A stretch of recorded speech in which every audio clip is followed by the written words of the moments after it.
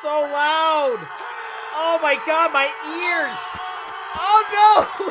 Sorry, he stabbed again. Sorry, no. Hey guys, my name's Dan, and today's reaction comes from Dead Meat. This is Urban Legends Final Cut 2000 Kill Count.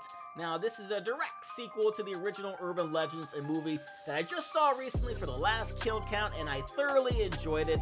But does that sort of excitement carry over to this one? We're just gonna have to wait and see on that. And before we do, though, please do check all those links I have for you down in the description. More specifically, the Dead Meat link, which is a great way to support him. And the best way, the easiest way to support me is by going right below this video and clicking all those buttons down there, because I'm gonna let you see future reactions that I do, but also helps my channel to grow. And without any further ado, let's go. Welcome to the Kill Count, where we tally up the victims in all our favorite horror movies. I'm James A. Janice, and today we're looking at Urban Legends, yes, with an S now, Final Cut. Released in 2000, 2 years after the successful original Urban Legend, no S. Final Cut takes place on a different college campus with a different group of students. It still takes place in the same universe, since Reese the security guard is back, but by now, the events of the last movie have become something of a legend themselves. Oh, I've heard this one. It supposedly happened at Pendleton.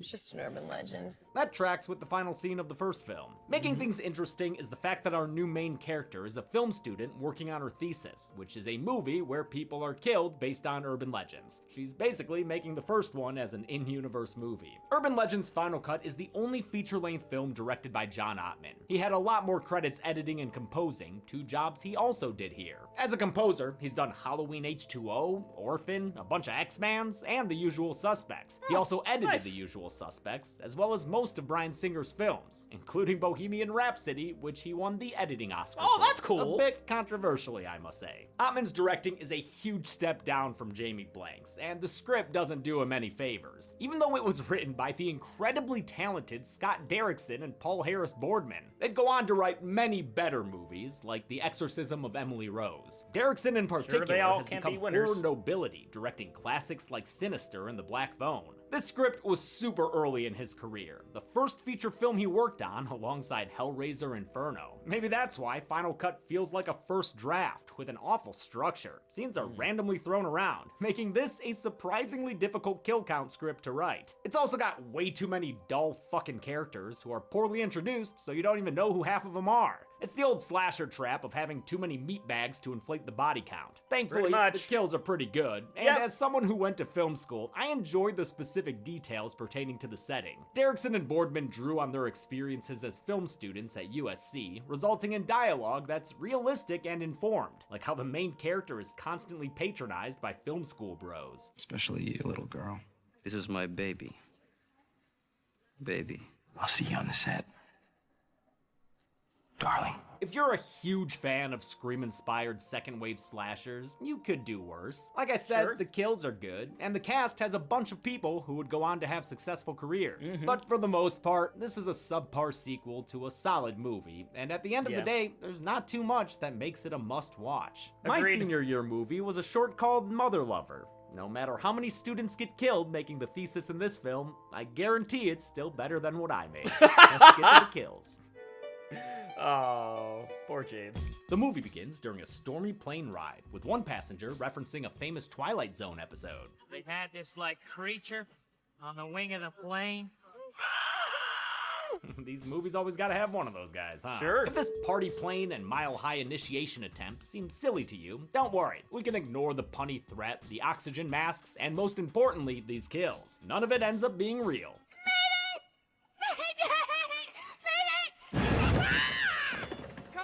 They're just making a movie! Sure It's are. the most high-budget film school project I've ever seen. Look at that rig! Then again, Alpine University is the biggest film school I've ever seen. It's got everything. A cool bridge, a bunch of Winklevosses, and modern architecture. This is Trent University in Peterborough, Ontario, designed by Canadian architect Ronald Thom. Director John Ottman wanted something different from the Gothic style of the first film's campus. I like it. Alpine also has hot teachers, like Professor Sullivan. Eyeing Sullivan from the auditorium is film student Amy Mayfield, who still hasn't come up with a thesis film idea. She's been too busy jogging into ghosts. Oh shit! She's played by Jennifer Morrison a few years before she'd get cast in House. One night on campus, Amy is stopped by Reese, played by the returning Loretta Devine. She's transferred to Alpine from Pendleton, so she can help train new final girls. Just like that. No, show me your badge. No, can I see some ID? Can I see some ID? I ain't got no ID. Reese shows Amy her gold accented good gun, line. and they bond over Pam Grier's filmography. I've always been partial to Foxy Brown. That's my sister, baby. And she's a whole lot of woman.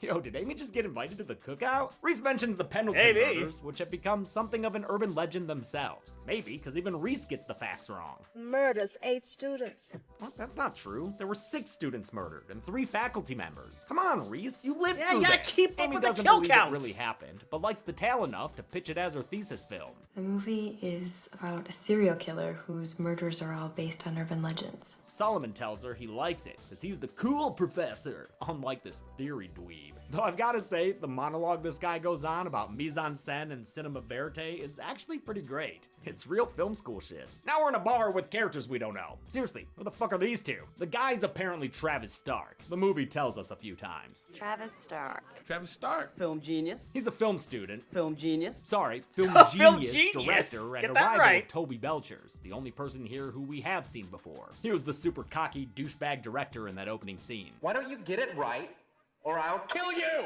Don't scream too loud, dude. You might blow your own head up. Here, Toby is broody and stalky and feels like an entirely different character than the earlier scene. He gets rejected by this Lisa lady we've never seen, who didn't know her drink got drugged, but is finding out real fast. Makes things hard for her in this coat check from hell. Pretty soon, she's getting all banned. She wakes up in a bathtub full of ice to replicate one of the most famous urban legends, the one where someone gets their kidney stolen. It's what crazy-ass Brenda had planned to do to Alicia Witt. Lisa manages to lock out her kidney napper, with 2 doors even, and tries to climb out this above-ground saw bathroom. But since there's no ladder 49 to climb down, the killer stops her. Lisa tears her hands open on the barbed wire and vein as the killer claws at her kidney wound. Ouch. As they drag her back inside, she breaks the window, which is then slammed down through her neck, decapitating Lisa in a kill I've always thought was awesome. It Talk about really Steve. is. They get a treat. Amy has a major crush on Travis Stark. Travis Stark. Maybe because he got them magic fingers. Hey, he's trying to sound mix in private. Stop looking, Emma Swan! She's such a big stan, it makes her say awkward things. I'll call you about it on the phone.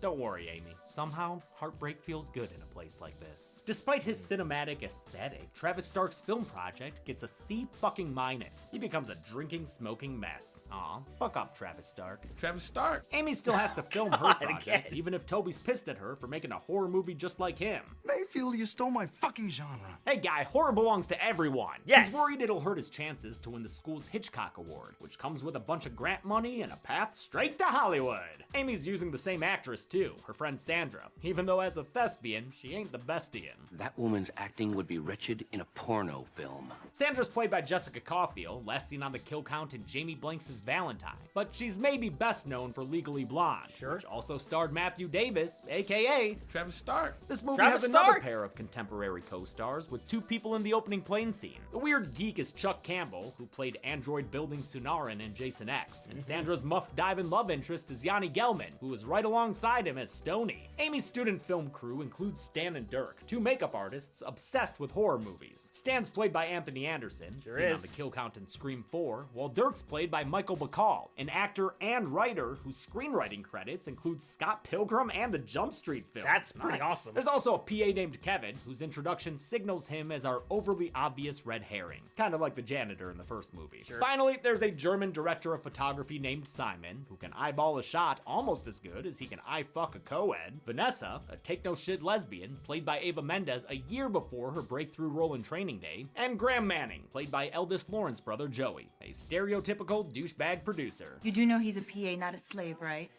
Same difference.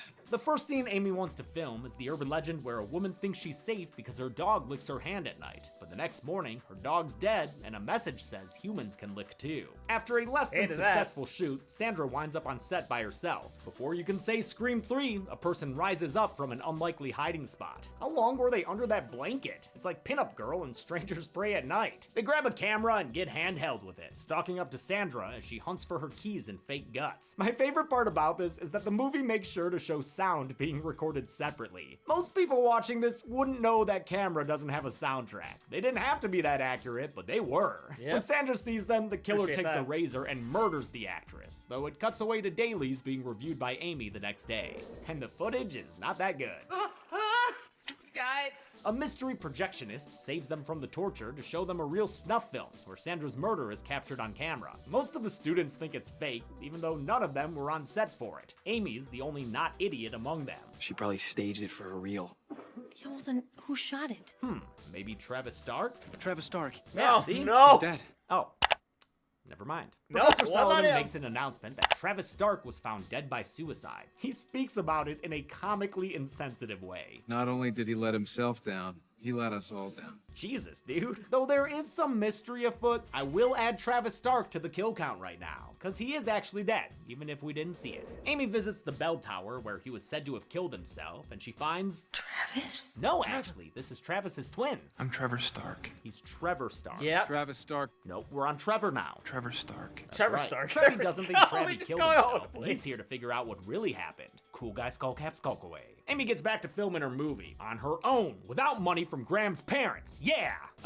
Honestly, the tension between them here doesn't make a lot of horse sense to me, but we get her backstory out of it. Amy's father was an Oscar-winning documentary filmmaker who died when she was 13. She doesn't see herself as a Nepo baby, though. She's trying to carve her own path with her crappy horror movie. Tonight they're filming The Legend, where a silly screaming ritual at midnight masks the sounds of a real murder happening nearby. So, you know what's coming next. Simon takes off to have a cigarette while they record the wild screams inside. An excessively long take of the loudest fucking screaming. God. Seriously, so. Amy, I think you got it. Her 10-hour loop of screaming does the job, masking when the killer assaults Simon and beats him to death with his own camera lens. We get a good look at their fencing mask attire as the killing blows are delivered to Simon's head. That's gotta hurt more than expensive glass falling to the ground. Sure. Simon's final cries for help are somehow picked up from the boom mic all the way inside. By the time Amy gets outside, it's too late, but thankfully, there are CCTV cameras everywhere. That means she has an excuse to visit security guard Reese, interrupting her foxy time.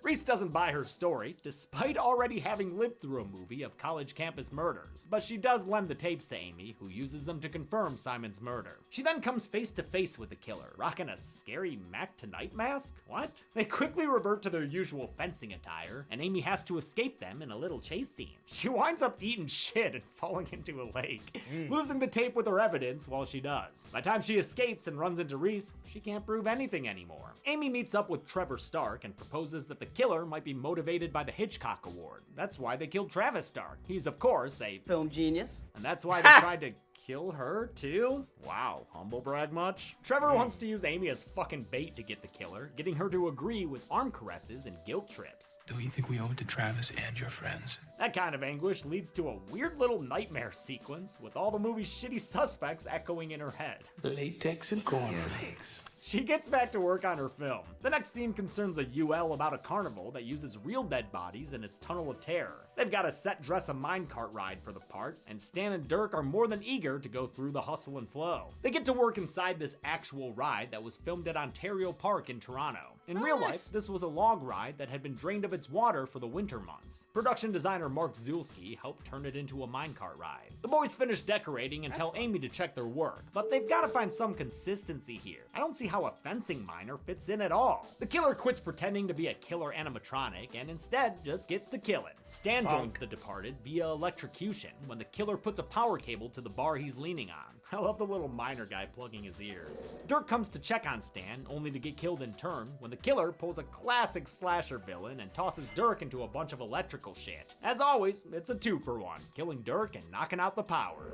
Amy gets out of the cart and quickly finds Dirk's toasted body, kicking off another chase scene. There's a good moment in this one where Amy outsmarts the villain in a clever climbing maneuver. After she escapes, she yells at Trevor Stark for being useless and suspiciously absent during her chase scene. You should have seen me, Trev. I ran away so good. She falls asleep and has an out-of-place sex dream about Trevor, during which we get a hint of man-ass. But that's all for nudity in this franchise. Most of these Scream-inspired slashers stayed away from the TNA. When she wakes up, Trevor is gone, but there's a light on inside the tower where Travis died. She gets there to find Vanessa, giving herself a Bond villain intro, even though she's not the killer. She's been lured here with a note supposedly from Amy, saying that she likes her. I mean, at first I was a little surprised, but you know, not really. They realize it's a trap when a dummy drops from the ceiling, so on to another chase scene. Go, go, go! Amy and Vanessa climb up the tower and hide behind a door at the top, but it doesn't take long for the killer to find them and take Vanessa away by the hair. Amy turns a light on to find the bodies of Simon the cameraman and Sandra. Ooh, with rats coming out her neck. Aw, there were such cute little ratty boys behind the scenes. When she finally busts out, she's greeted with one more body, Vanessa's, hanging from the bell and dinging it back and forth. Reese sees Amy as she's fleeing the tower, making Amy look a little sus. She runs into Trevor, who says he's figured out the common ground between all of the victims. They all worked on his brother's thesis project, The Gods of Men. They grab the reel and watch it down, and their reaction is pretty rotten. How could Travis make such a shitty movie? Maybe he isn't a film genius? No, impossible. No. And Amy sees exonerating editing, a film splice between the movie and the credits. They realize Travis Stark's name has been spliced onto a different, shittier film project. They suspect the killer is the only person who worked on this movie and isn't dead yet, Toby Belcher. Amy stops him at a crossroads while wearing a dumb-looking outfit. Assisting her is a man carrying a road flare like he were Jason, but he's actually... Travis. No, damn it, this is Trevor! Trevor Stark. Trevor and Amy freaking tie up Toby and stick a gun in his face, but don't worry, Amy says it's just a prop. Does that knock it down to a misdemeanor? She's called Professor Solomon here to tattle on Toby, and oh shit, Graham, is that you?